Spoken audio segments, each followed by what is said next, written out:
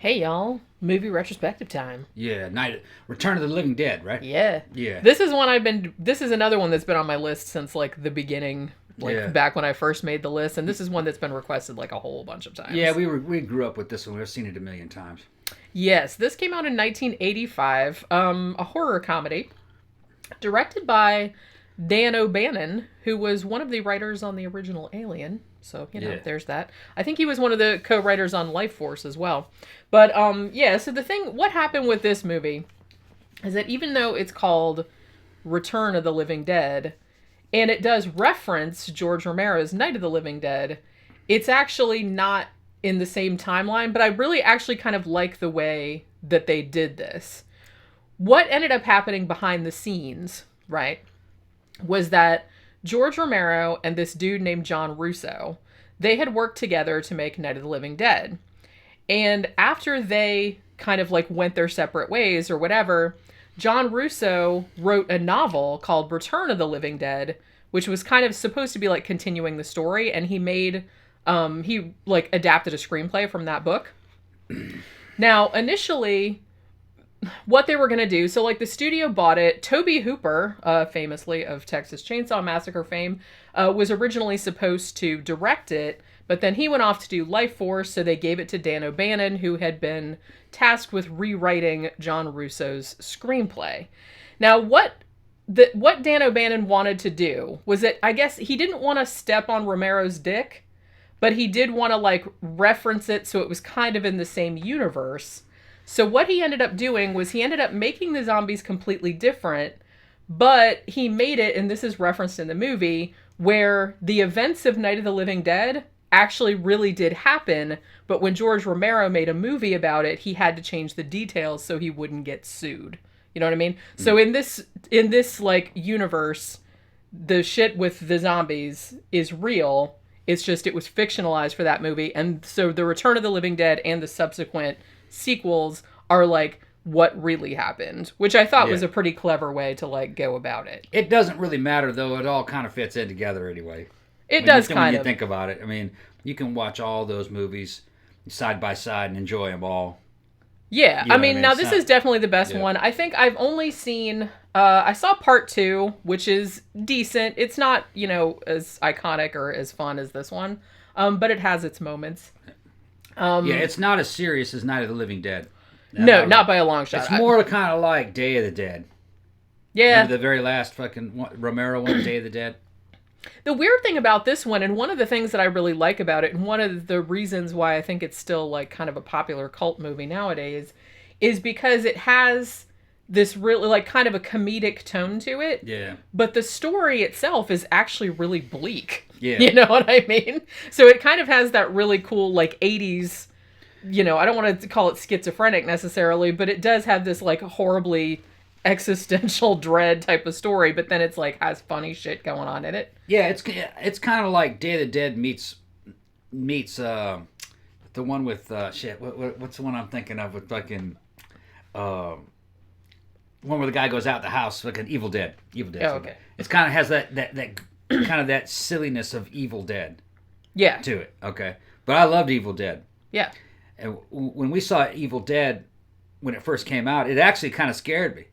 I was glad that it had some humor in it. To it. Yeah, I was glad that it had humor in it because it wouldn't like petrify you when you were a teenager. Yeah. Yeah, I don't know. Just saying it. The threshold was different back then. Well, I do think. I mean, definitely, Evil Dead does have some scary parts to it. Yeah. I feel like Evil Dead is kind of like a horror movie that has funny parts in it, whereas Evil Dead 2 was just like a comedy that was sort of like marginally a horror movie. Yeah. This one is not scary, but it is like a lot of fun. It's super gory. Like there's a really lot of cool like effects and everything. So basically what you got. Also, I feel like maybe people that are younger or into zombie movies nowadays, one of the things that this movie was the first one to do was this is the first one that made zombies be able to run. Some people thought that it was 28 Days Later, but that's not the case. It was 1985, and these were the first zombies that ran. They were also the first zombies that specifically wanted to eat human brains. They could talk a little bit, and too. They could talk, and they were still intelligent, and they were good at problem solving. Yeah. So they didn't actually lose any of their intelligence. They were essentially just like reanimated humans rather than just like animalistic sort of zombies. Like a lot of them did talk in this one. I liked it when I first saw it. One of the things that really stood out was old Lena. What's her name? Lena, what's her name? Linnea Quigley. Linnea Quigley, yeah. The Scream Queen. Yeah, she's in it. She's also in Hollywood Chainsaw Hookers and Sorority Babes in the Slimeball Bowl-orama. And she spends half the time in this movie naked. More than half, I think. More than half, just running around. And she's in peak hotness. Fucking for Quigley. She fucking looks really good. I had forgotten until I was watching a Red Letter Media review of this earlier, and I had forgotten that Linnea Quigley did a VHS tape of like horror exercise, like a horror workout tape, and it had her like doing workouts, and there was like all these people dressed up like zombies. Like I was like, oh yeah, I totally forgot about that because I fucking love her. She was a trip. She plays a character named Trash in this. Yeah, punk rock chick. This was back in the time where, you know, like liberated women had no problem taking their clothes off. They just make a living taking their clothes off. Well, the weird thing is, like, one of the other chicks that was in this, the one with the blue hair, I believe she was actually a stripper, but she didn't, like, get naked for this. Funny. But Linnea Quigley would get naked at the drop of a hat. Yeah. She just did not give a single She was known for that. That's yeah, like, every movie she was in, she spent, like, half of it naked. Yeah, and she was supposed to be, everybody loved her, but evidently she was super cool. I met her a long time ago, like, at a horror convention, and she seemed like a lovely human being.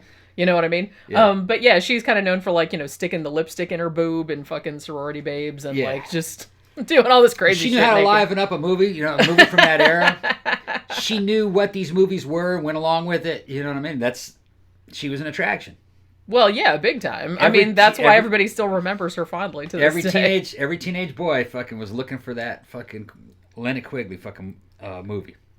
Yeah, and that's the thing. When people talk about this movie, I think everybody, when you're talking about that scene, it's like, you know, the one with Linnea Quigley dancing naked on the top of the graveyard. Yeah, with all the damn zombies. With all, it's like shit like that. Yeah. So, all right. So let's kind of talk about the sort of plot of this movie, such as it is. And like I said, I really like the fact that they went a little meta with it, in the sense that, like, you know, the shit that happened in Night of the Living Dead was actually real, but they had to change it. You know what I mean? Yeah. So that's kind of where they're coming from. So you got your two main characters who are Frank and Freddie. And Freddie is like a younger guy, and he just gets a job at this medical supply warehouse. It's a place where they send skeletons and, fetuses and then cut in half dogs and things like that, in case you ever need anything like that. I guess some people do.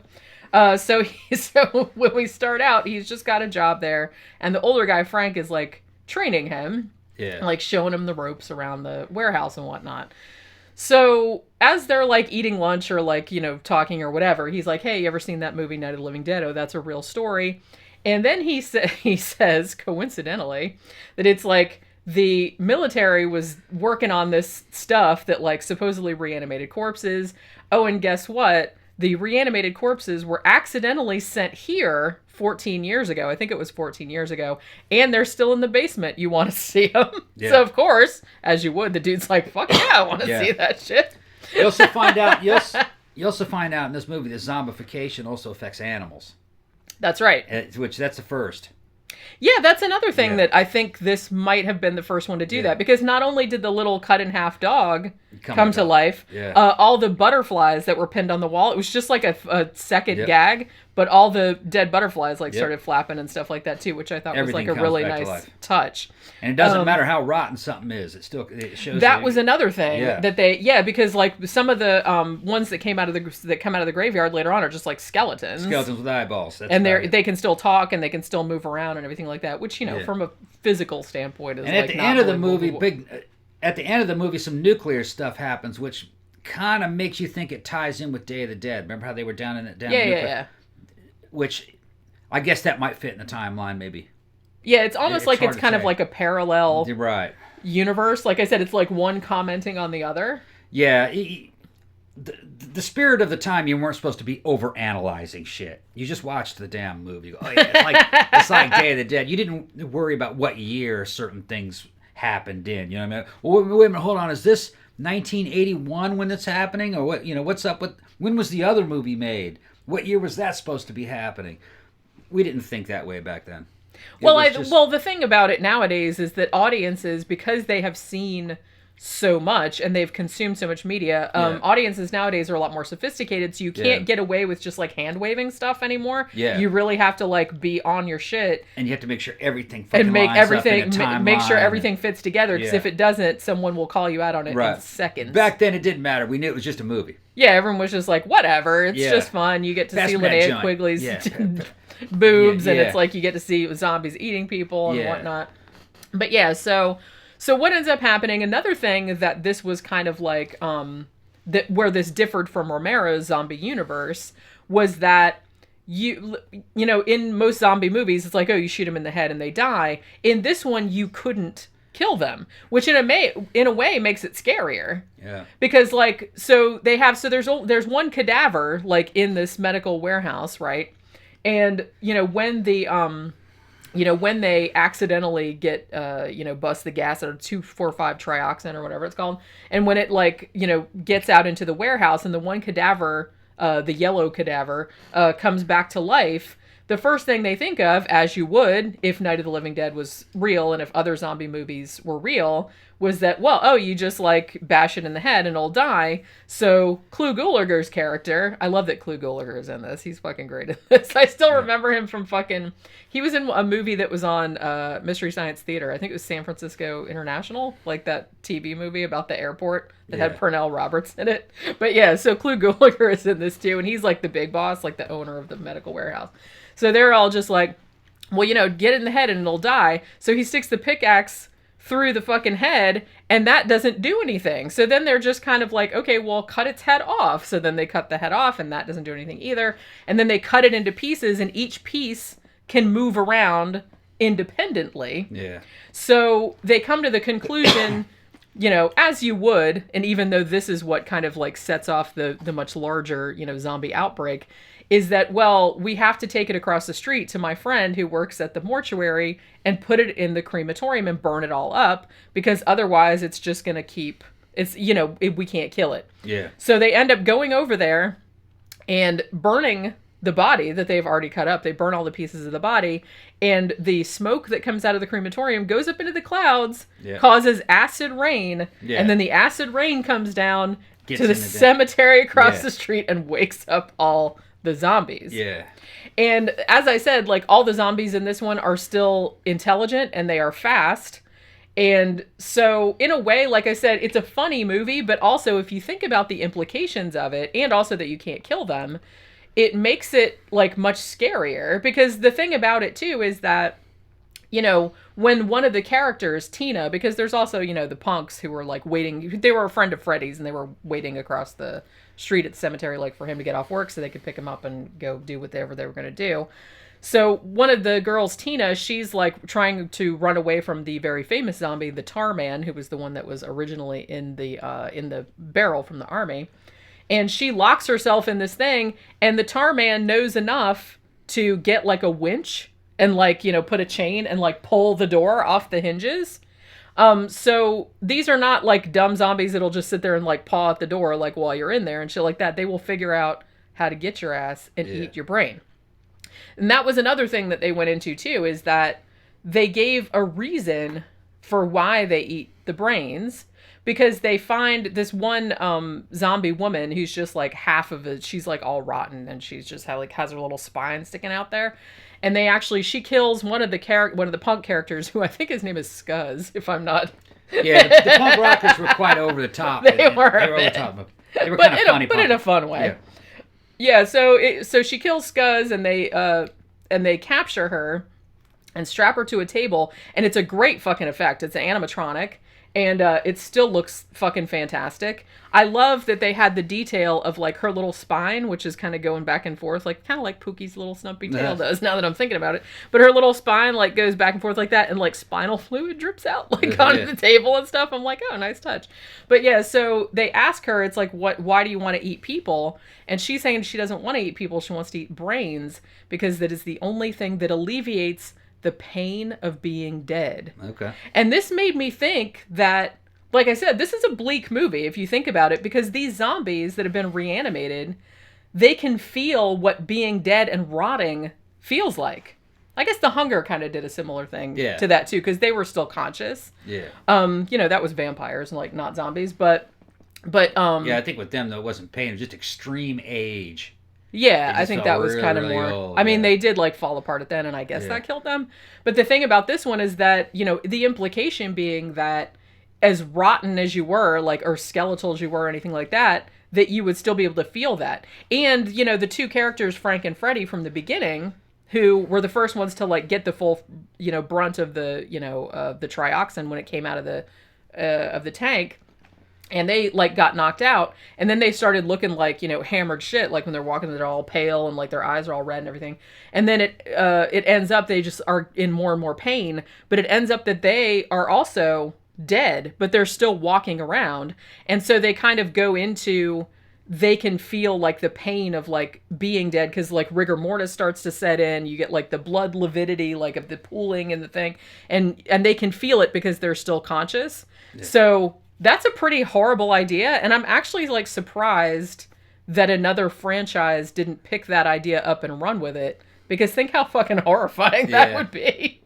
And like I said too, the fact that the zombies are smart and that they can't be killed by any means, because if you burn them, then it goes up into the atmosphere and spreads it even farther. I remember what the scene was like when this movie came out, though. The whole zombie concept was getting kind of tired. It was, yeah. And this was like the latest, greatest, like last one. It was like the last hurrah of the zombie genre, as far as we were concerned. Yeah. We had no idea The Walking Dead would come out fucking. I mean, there was a big gap, later. like after, there was like a big gap because everyone was kind of sick of zombies. Yeah, this was kind of, you know what I mean? So this is kind of like the cherry on top. They put out this movie and you weren't going to see another one. And they didn't make another one. Not a good one. For a while. Yeah, this one I think it had 4 sequels. I've only seen the second one, which, like I said, is decent. Yeah, the genre was not that popular during that time. No. People were sick of it. So much good stuff was coming down the pipe after this. Yeah. Think about all the fucking great movies that came after this. Oh, yeah. There was a ton of fucking... Oh, yeah. So, I mean, although I will say, like, late 80s, early 90s, there were, like, kind of a lot of sequels. Reanimator, From Beyond, the whole Reanimator series, the... more stuff from Phantasm started to come out after this. Fucking Hellraiser. There was, so there was a lot of stuff that was coming out after this that was like better, I guess you could say, or people thought was more interesting because it was new. Yeah. That's how I remembered it. I remembered liking the movie when I saw it. Yeah. I remember enjoying it when I first saw it. But it wasn't my favorite movie. Yeah. There was a lot of other stuff that was a lot better going on at that time. It's just, it just was what it was. It was a movie of its time. Yeah. And for a while, zombies were kind of coming to an end at this period. From what that's how I remembered it. Seeing it. Well, because, I mean, George Romero's zombie series had concluded. Although I think Day of the Dead came out the same year as this movie. So they almost kind of seemed like they were two sides of the same coin, Another thing is that the tone of it for the time, it was very familiar. It was kind of a fun and friendly movie. It didn't really stick with you or change your opinions about things. It didn't really affect you that much. When stuff like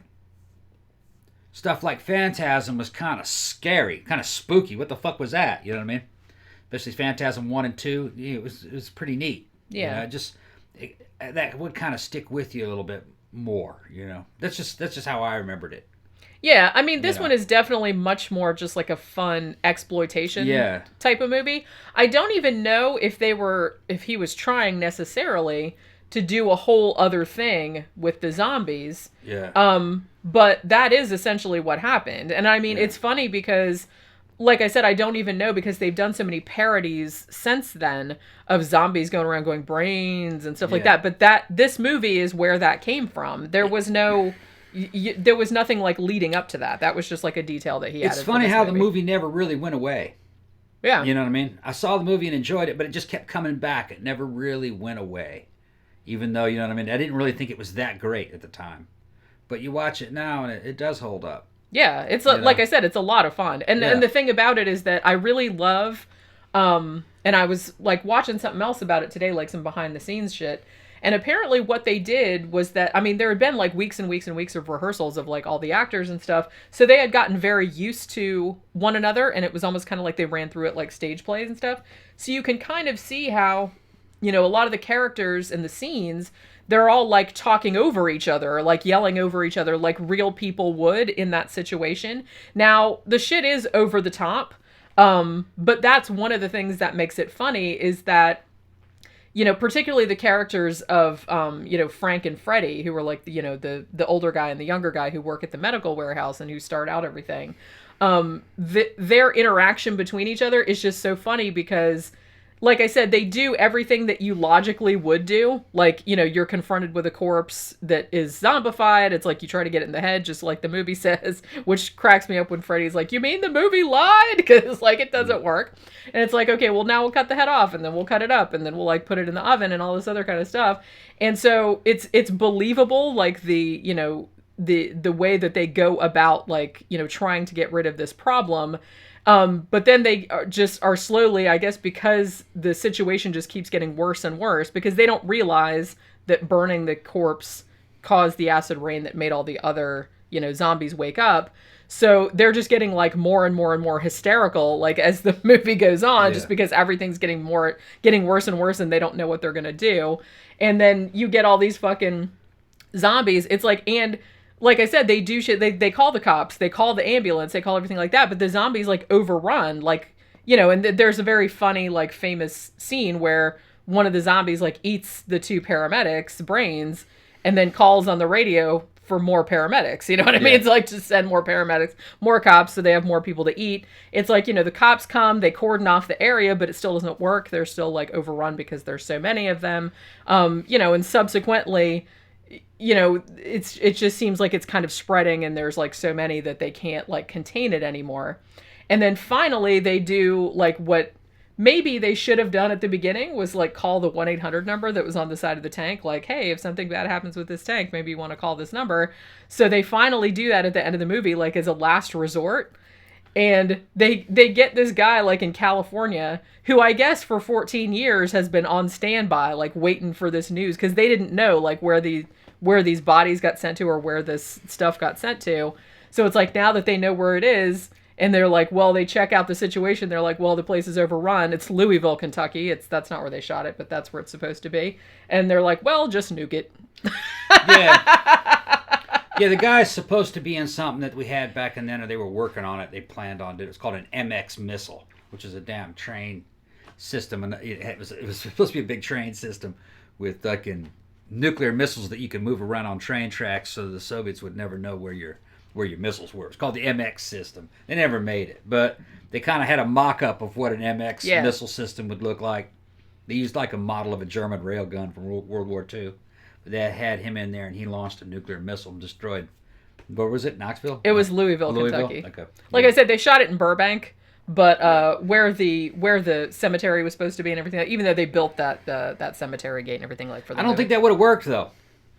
Well, it didn't work because that's the whole thing. You know, that's why they had that whole thing where when they burned the body in the crematorium, it caused the acid rain that made the zombies. So the implication is that the nuclear bomb is going to make it worse because they burned up all the zombies. It goes up into the atmosphere, and it's going to wake up zombies all over the place. Like and a nuclear weapon, you know, the main effective force is that damn shockwave, and that shockwave wouldn't have killed those zombies. Not under the conditions that they showed.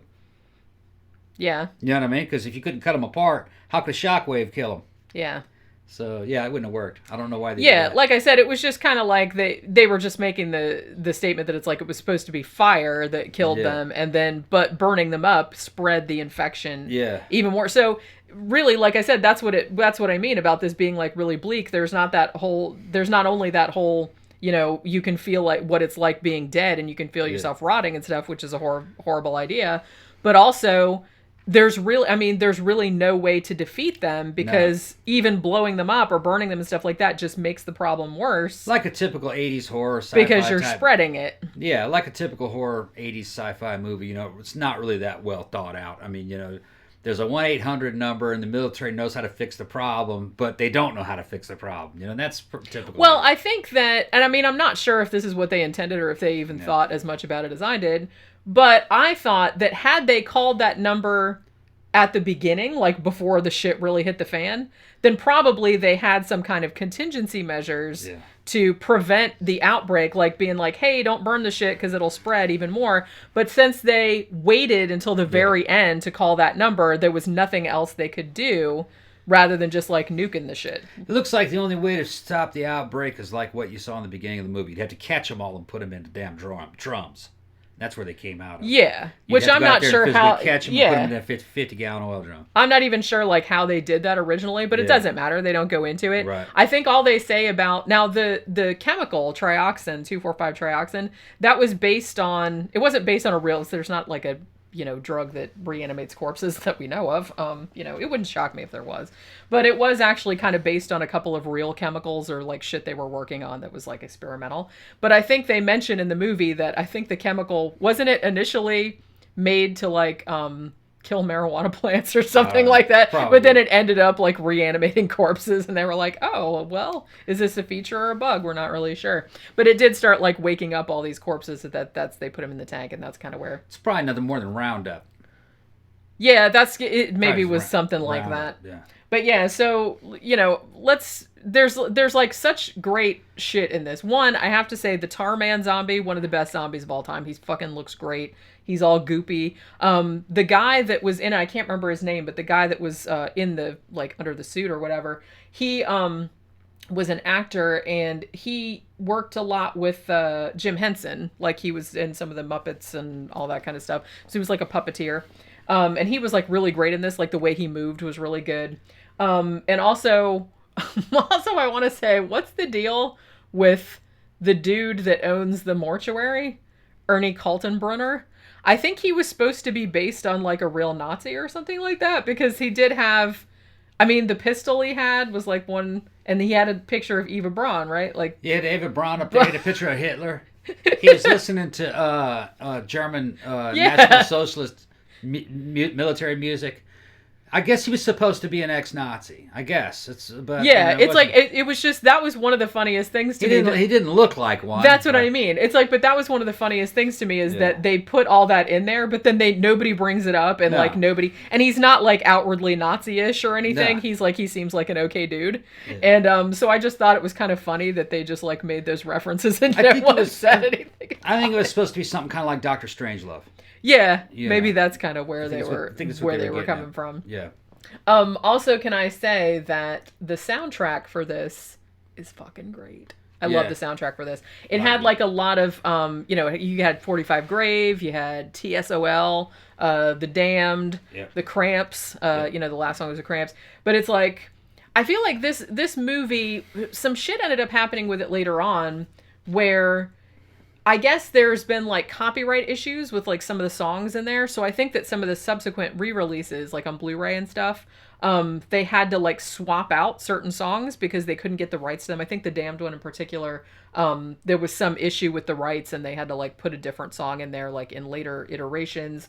And also there was also an issue with some of the audio where, because I think that the Tar Man, when he says, brains and everything like that, I don't know if that's that dude's actual voice or if that's the original audio for that voice. I think they dubbed it over later. And I'm not even really sure if the original version still exists. I think the last Blu-ray that came out, like the kind of big special edition one, was in 2016. And I'm assuming, because they only just now put this on Shudder, I'm assuming that that's, like that 2016 version is the version that they're using, but I don't know. I mean, I'm pretty sure that that's not the original audio. And to be honest, I don't remember hearing The Damned in that movie. I can't remember what the original soundtrack was. I don't either, because like I said, I saw this. Yeah, I saw this in like the mid to late 80s at some point. I'm surprised that the movie has held up as well as it did and that it's still around. It was a movie that just kept reappearing over and over again at video rental places, and that's people would fucking show it at parties, and certain songs off the track would end up in fucking dance clubs like fucking Man Ray and stuff. It was just a movie that never really went away. I was kind of surprised about it because it was good in those days when I saw it, but it didn't really seem to be that special. Yeah. At the time. At the time, it didn't stick out to you. No. But looking at it now, I can see why. I mean, it stuck out because it did something really interesting and different with the zombie thing. And like I said, a lot of the shit that they came up with, I don't even know if they were trying to be like all different on purpose, but just, like I said, he didn't want to go the same way as the Romero zombies. He wanted to like homage the Romero movies, but not, but not like copy that or not. I remember at the time seeing it, I didn't feel that that's what it was. Yeah. I felt it was more like a ripoff. That's how I saw it at the time. I didn't know it had the same people involved in it. Yeah, it initially was supposed to be a straight sequel. But, this is pre-internet. You couldn't check on anything. You really didn't keep track of these names. I mean, they were contemporary for the time. They weren't legendary back then, these people. They became that way over time. And during those days, you didn't know who they were. They were just movies that showed up at your damn local rental store. Some of the people you'd remember, and a lot of people you wouldn't. Name. Like I said, I do feel like, time has helped this shit become classic. It wasn't that classic then. It wasn't classic then. Well, there was so much of it coming out then, too. And it's like, so I feel like... And a lot of it was bad. Yeah. It's gone. You forgot about it. It's fucking vanished now. Well, that's why it's easier to appreciate, stuff like in hindsight, in retrospect, because... you have, you've had time to like reflect on it, all the bad shit that came out, that year or whatever, everybody just forgot about it. Yeah. And, only the good shit like stays around and gets remembered for whatever reason. So I think that's another thing too, where, how older people always be like, oh, they don't make good music anymore. Or, oh, they don't make good movies anymore. No, there's a lot of bad shit. But yeah, it's only because we just remember the good shit from back. Because 1985, there was a shit ton of terrible movies that came out in 1985. Oh, yeah. It's just that nobody remembers them. The only ones you remember are the good ones. It was because it was the beginning of the video rental store. Yeah. And when you were a kid, you had money to go down there to fucking, your parents said, here, go, they fucking give you money to fucking get you out of their hair. And, you had an allowance. So we would fucking take our allowances and go down and go rent movies. It might be 3 or 4 of us, Go rent movies and watch them together. And so we might have 6 movies. But teenage boys can watch 6 movies over a weekend. Well, teenage girls can too. You know what I mean? Just make a whole night of it just watching you got movies. Enough snacks and shit like that. Yeah, and it doesn't seem boring, and it doesn't, you know what I mean? It's especially back then. Because you had the energy. And everything was fun back then. Even boring shit was fun. So we would then... So, they made a whole industry of... There had to be a big supply of movies at any one time. Because guys were renting them. Yeah, because you're burning through that shit. You're burning through that shit. You'd watch 3 of them a fucking night. Well, a lot of them were bombs. And a lot of them were terrible. And you didn't know what it was. You just rented it based upon the title of it and what the cover looked like. Yeah. And some of that shit was just terrible.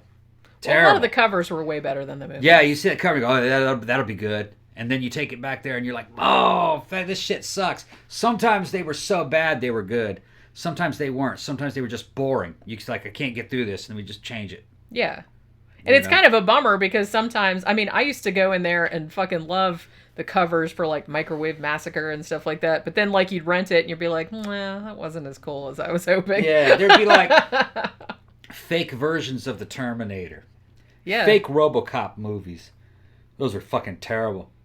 A lot of them were fake terrible. Alien. Yeah. Lots of fake aliens. Like I said, they still, on Mystery Science Theater, Riff Tracks, all this, if you watch Brandon Tenold's channel, it's like they've done a shit ton of just, like, crappy knockoff, or shitcase cinema, of just crappy knockoff 80s shit, because it was a ton of fucking knockoff shit in the 80s. What was funny is that sometimes the knockoffs would be good. Like, there was a good alien knockoff called Galaxy of Terror. Yeah, that was Roger Corman. And it turned out to be Roger Corman, but nobody knew who he was when that movie came out. But that movie looked really good. It had Sid Haig in it. Yeah. It had the girl from fucking Brady Bunch in it. The girl gets fucking raped. Not from Brady Bunch. She was from Happy Days. Happy Days, that's right. Yeah. It had some hot chick. She gets raped by a gigantic fucking worm. Man, I hate when that happens. Yeah, it's fucking it's just shit that a teenage boy would want to see.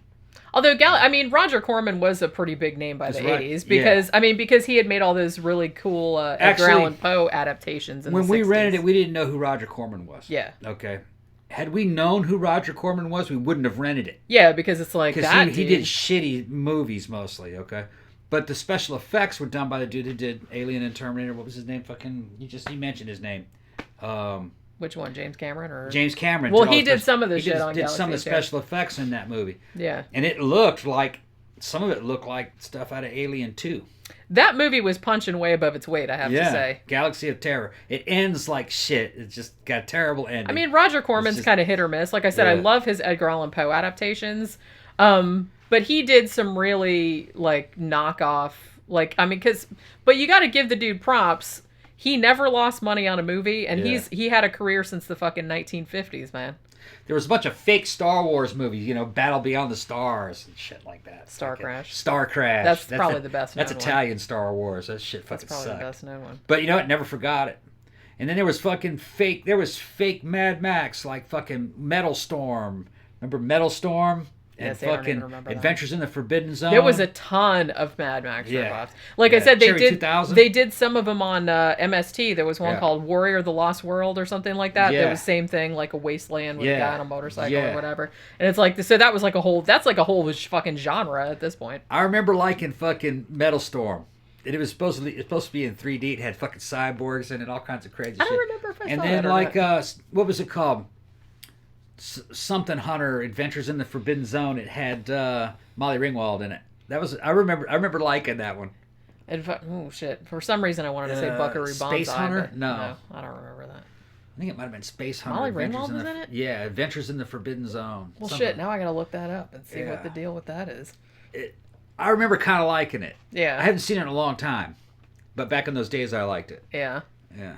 But yeah, so definitely, like I said, if you're into zombie movies and you're just kind of and you want to see something that, was done different with the genre, because so many people took Romero's shit and ran with it, which, that's fine. But even shit like The Walking Dead and stuff like that are still homaging Romero. But this one, kind of went a different direction with it. And like I said, I'm surprised that a lot of the shit that they came up with in this movie didn't get used more. I'm surprised this didn't, spawn its whole zombie offshoot type of movies with the timing wasn't right. I guess not. Well, like you said, it was kind of getting to the end of. Out. I mean, like I said, this is the same year that Day of the Dead came out, and really, god damn it, it's now I'm trying to remember in the late '80s if there were any really big popular zombie movies, but maybe not. I feel like the zombie thing didn't really get kicked back off again until the early 2000s, maybe with 28 Days Later, and that also had fast zombies, and a lot of people bitched about that. But Return of the Living Dead was the first one to do it. The first one to do fast zombies, first one to do brain-eating zombies, and as far as I know, one of the only ones until Romero started to go, the zombies are involving intelligence, to make the zombies just as intelligent as a human. Fuck all that. They need to redo Omega Man, and they got to do Omega Man right. What did that have to do with anything? I'm just saying. Fuck all that. He just says random shit. Just random shit. I'm just saying that they've done all this fake stuff and remakes, but they haven't. They did I Am Legend, which was fake Omega Man. It's from the same I wish story. somebody would make one that was like the book. Yeah. Well, I think that what they did in Omega Man with Charlton Heston is actually the way to go. That movie would have been perfect if there was more action, especially at the end. Yeah. But they need to redo that with the talking mutants and everything. Well, yeah, like I said, it would be good to do that. Or, like I said, barring that, to do something closer to the book. Because, honestly, they've made 3 adaptations of that book, and none of them are that close to the book. Last Man on Earth with Vincent Price is probably the closest. But all of them kind of change it up some. You couldn't do... That movie would be slow by today's standards. Last Man on Earth. Yeah, I don't know. Maybe. I don't know. I just always really liked that one. I mean, I like Omega Man, but they kind of did its own... He did his own thing with it. That post-apocalyptic way is the way to go. I mean, I Am Legend, the Will Smith one, that was just terrible. Yeah. Because, the whole ending of... They fucking whiffed the whole ending. They whiffed the whole concept.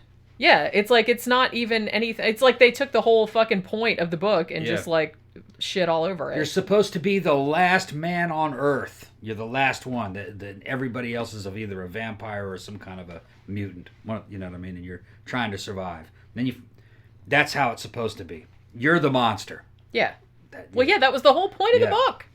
The vampires are scared of you. They were mutants and they were scared of you. Yeah. And that was like the irony. That was like the whole fucking point of the book. Did anybody get that? Or... I don't really know. They kind of did that. They kind of did that in Heston's Omega Man. They did a bit. He was crazy, and the mutants thought he was an abomination, and they were an abomination from the past. They were trying to get rid of him. Yeah, so they did kind of go a little bit in that direction. Yeah, but I do feel like when they did I Am Legend, even though they named it the same thing as the book, and that's the whole point of that fucking name of the book, is that you are like the boogeyman, like from their point of view, even though you think they're the boogeyman. So they named it the same thing, but then they just totally went opposite to like what the fucking point of the... I don't know. I didn't understand it. This is why I'm not a screenwriter, I guess. But yeah, so... Like I said, Return of the Living Dead. It might be on Tubi for free. I'm not entirely sure, but because I was actually planning on reviewing this anyway, because I was pretty sure that I saw it on Tubi for free. But then, like a day or two before we were going to record this, Shudder added it, along with a bunch of other classic 80s slashers, including Sleepaway Camp and several of its sequels. And they just added The Burning, which one of the kind of an underrated slasher, had a lot of Tom Savini special effects. Maybe we'll review that sometime later this month, because I really like that movie as well. So yeah, go to Shudder and check it out if you haven't seen it. Like I said, if you like zombie movies, it's got some great gore. It's very funny. And it's got like a really kick-ass punk rock soundtrack if you're into that kind of thing.